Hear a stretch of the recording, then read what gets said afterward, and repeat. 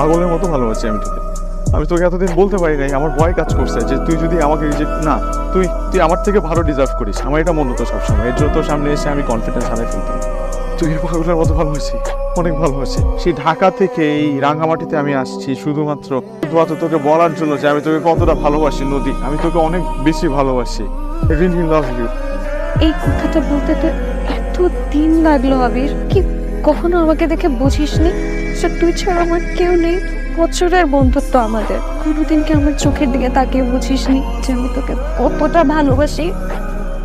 কতবার ভেবেছি যে তোকে বলবো, আমার ভয় হয় আমি যদি তোকে কিছু বলি আর আমাদের বন্ধুত্বটা যদি নষ্ট হয়ে যায়, সেই কষ্টটা আমি সহ্য করতে পারবো না। আমি তোকে হারাতে চাইনি। কত দিন কত রাত আমি অপেক্ষা করেছি যে তুই আমাকে সাহস করে বলবি। আজকে তুই বলিয়ে ফেললি। বলেই ফেললাম ফাইনালি। ফাইনালি।